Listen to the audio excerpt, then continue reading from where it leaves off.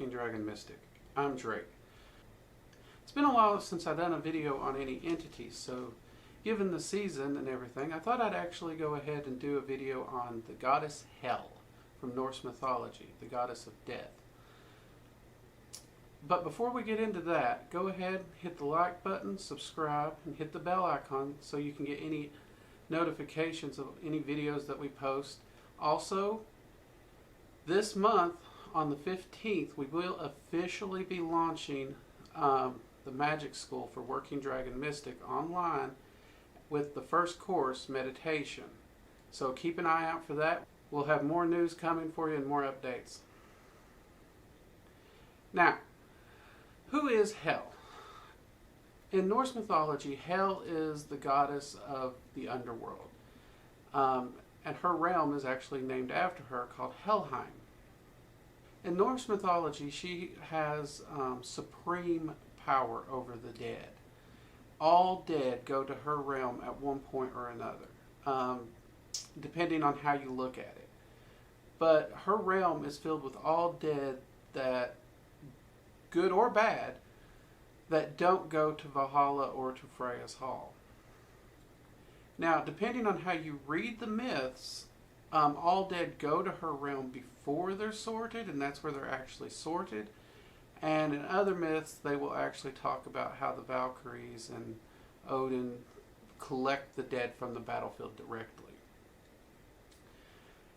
Now, one thing, I've worked with her a lot over the last few years, and when I first approached her, I kind of had, I guess you'd say, the modern visualization of her in my mind, which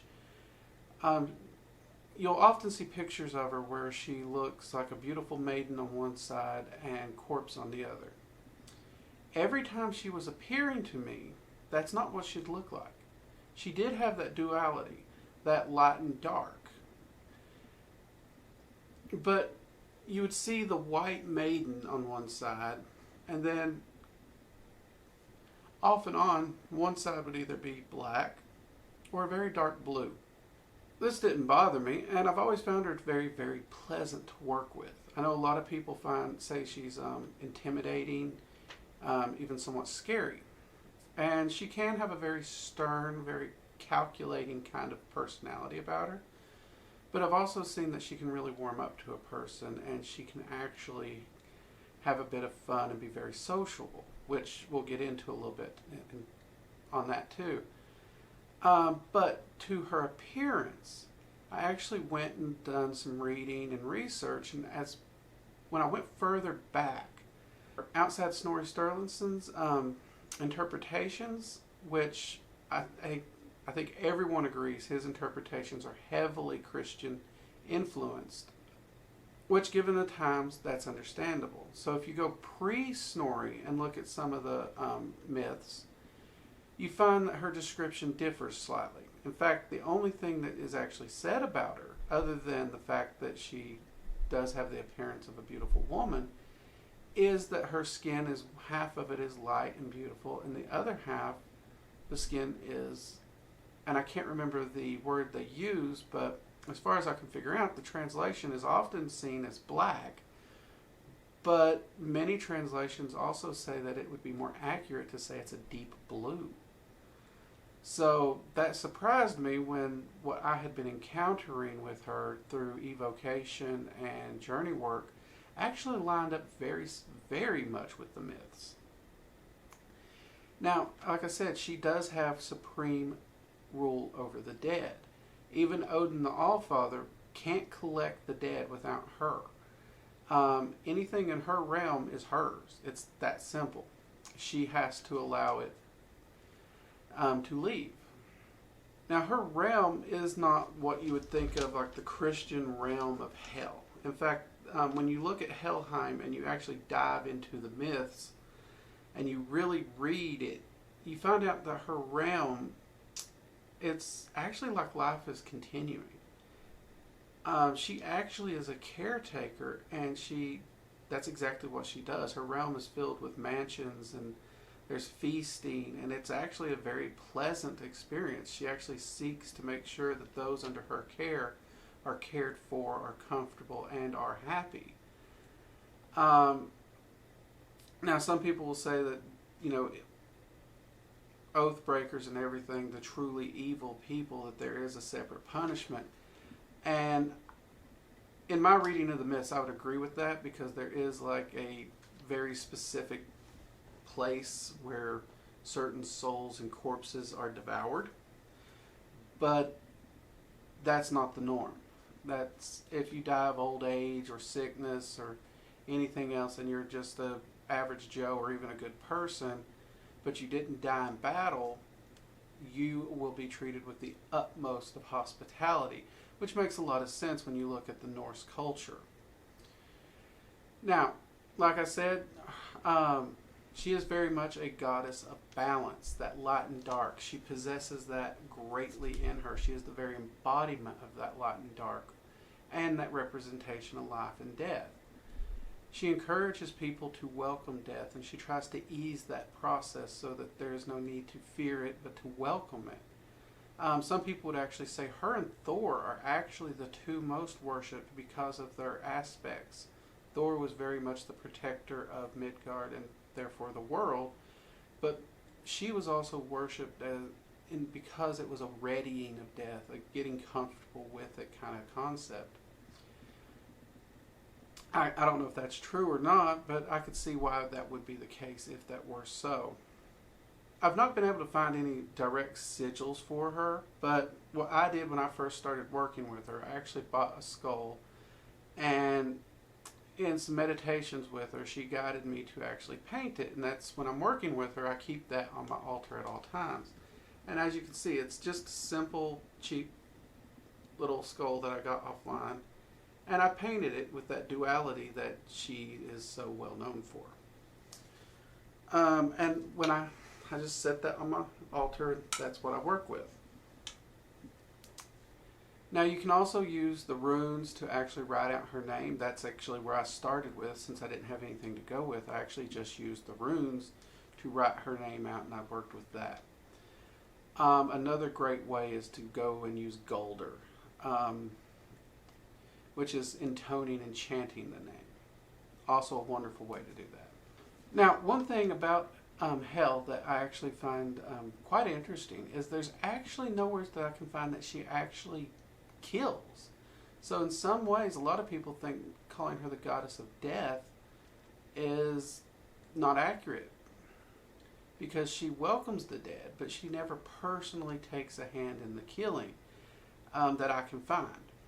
Now, that said, working with her, I kind of get that she doesn't necessarily go out to kill unless something is, well, I mean, she's a Norse deity. Most of these deities will lash out, and if there's a just reason for the attack. But for her, that's actually rare. She's actually very, I guess you'd say, neutral in stance. So it's really hard to get her to lash out like that, unless you're doing something to harm the dead, in which case she will definitely lash out to protect them as their caretaker. But even though she doesn't kill them herself as your classical Grim Reaper death entity, she is their caretaker. So it's not uncommon for practitioners who work with her to see her hanging around toward the end of their life. There's actually one instance where a friend of mine was actually going to go into surgery, and he actually didn't expect to come out. And I mean, you could tell he was drastically nervous, and for whatever reason, he asked his girlfriend to go ahead and take a couple pictures of him. In one of those pictures, because it was a digital picture while he was in surgery, we could see an outline of a woman. One half of the outline was clearly brighter, the other was darker. And his girlfriend swore up and down that was Hel. But at the same time, during those pictures, a calm settled over him. And I remember before he turned the corner, he said, "Don't you worry about it, I'll see y'all in a little bit." Well, we did. Eventually, after the surgery, he actually pulled through just fine. And he actually told us and he described what Hel would look like. And mind you, he didn't work with her. He actually didn't know who the goddess Hel was, but he did describe to us seeing a woman appear to him and assuring him without a doubt it was not his time, and to be at peace and relax. He's going to be just fine. So in that case, someone encountered her where she was assuring them that they were going to live. And I thought that was pretty cool. Now, if you want to work with Hel, some of the colors that she obviously is associated with is black and white. Though I would also include dark blue in that. But you can include any of the polarities, because balance really tends to be, when I'm working with her, she really does push that balancing concept a lot. So there's, she likes to balance responsibility and fun. Again, her realm, she's doing a lot to take care of these people. She's a caretaker. She sees to it they're having a good time. So she's constantly seeing to her responsibilities. But in that responsibility, she too is having a good time and fun. So she's not just working herself to death, no pun intended. So it's that balance of enjoying life and work. And stones, onyx, obsidian, crystal quartz. I think it's white tourmaline. Again, you got that black and white theme happening here with the stones that a lot of people use when they work with her. And again, dark blues are great. One that I've also found she really seems to like, though, is deep purples. I'm not sure where that comes from. She does seem to like them. Perhaps it's because she does seem to relate pretty well with Saturn, and that does, a lot of Saturnian-like entities tend to like that purple. But that one, I don't know. She does seem to like it, though, so when I get a chance, I use purple. But mostly I stick to just the black and the white and the blue. Now, Hel is the child, one of 3 children of Loki. So her other siblings would be Finra, the wolf, and Jormungandr, the world's serpent. And I know I'm probably mispronouncing those, and I'm sorry. So she has a very interesting family, to say the least. Her father is Loki, and her mother is the giantess Agrabota, which is said to be the sorrow bringer, or the bringer of sorrow. And when we are talking about her realm, ironically, most people say it's underground, it's the underworld. Well, in the myths, there's a lot of places where Hel can be seen from the surface. In fact, in some myths, it's talked about how the sun shines down on it and there's green fields and flowers. And in those descriptions, it very much reminds me of the Greek Elysian fields kind of concept, or the Summerlands. So it's definitely not your dark and gloomy place that so many people try to paint it out as. And in my journeys with her working, that's also what I have found. Now, there is definitely a subterranean section to it. And most people try to figure out where Helheim relates into the 9 worlds. And some will say that Helheim itself is in Niflheim, which is one of the other 9 realms. And I would say that the entrance to Helheim is most likely located there, if not one of them. But one of the myths actually speaks of how Odin gave her dominion over the all dead of the realms. So that leads me to believe that Helheim actually is a part of all the 9 realms. This is just my personal experience when working with her.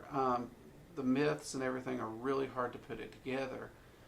So I encourage you, if you're interested go ahead, approach her and get to know her one-on-one. Do approach her respectfully. She does tend to not like it when people seem to approach her in fear.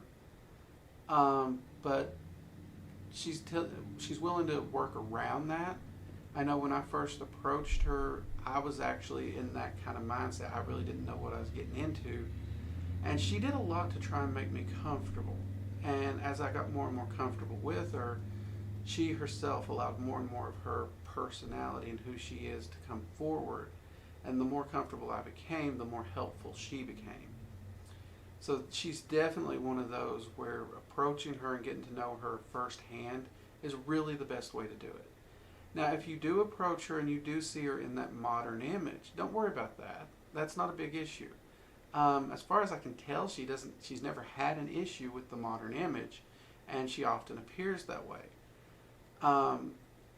Which is why I was a little surprised when she didn't appear that way with me, and it wasn't until I went back and I actually started doing the research and trying to really dig into what the myths said about her that I realized that the way she appeared is the way that the myths pre-Christianization actually was describing her. And I often try to do that. I try to get some base info on the entities and approach them before I really dive deep into researching them. That way, if I get any gnosis that is in the lore, I can go back and line it up and be like, and get a confirmation of this is actually the entity I was working with. Now, Hel is a wonderful entity to work with if you're wanting to get into working with spirits, underworld type concepts, but she's also great at helping you balance out your life, understanding light and dark and how they must play together. So she's wonderful for shadow work. She's helping you see the truth in things. She's very straightforward, but she does expect you to do the work, which I'm finding a lot of Norse deities, they love to teach you how to do the work for yourself as opposed to do it for you. They would rather you be self-sufficient. And you may also hear her name pronounced as Hela. Some people do pronounce it that way. And I think that's because the Norse roots, they go from a Gothic, Germanic to all these different areas, so the root word changes a little. But as far as I can tell, the most common pronunciation is just Hel, H-E-L. From what I've found, her name actually comes from a word that actually means hidden or covered, which again probably leads to why people believe Helheim itself is underground, which again makes sense. And she does often appear with usually some kind of a cloak or a hood where she does have parts of her covered. Being a goddess of the underworld, I can see how she would actually prefer to keep to the shadows and stay hidden and remain unseen. Most of her work is about, aiding others, not really getting the credit for herself. So I can see that. But this is just a quick introduction to the goddess Hel. I have enjoyed working with her greatly over the last, I guess it's been 4 or 5 years now. She's definitely been helpful in my practice, and she's taught me a lot. So I encourage you to reach out and contact her and see if you and her might actually be able to work together. She's a wonderful teacher, and she's a great ally. And like I've mentioned in my other videos about working with entities, any offering, she's happy with it. Anything offered graciously, she's very, very happy with. Anyways, I hope you enjoyed this brief introduction to the goddess Hel. If you enjoyed it, hit like and drop a comment below. Let me know if you'd like to see more content like this, or if you'd like me to do videos going more in depth with this particular entity. As we build the entity folder up on the channel, I am going to start going back and going in more depth with the different entities and their areas of work. So we'll start picking those by subscribers and comments and see which ones have the most popularity to do first. And don't forget to keep your eye out for the Working Dragon Mystics School of Magic going live October 15th. I hope you all have a blessed Samhain. And I'm Drake, and this has been Working Dragon Mystic. I'll see you next week. Take care.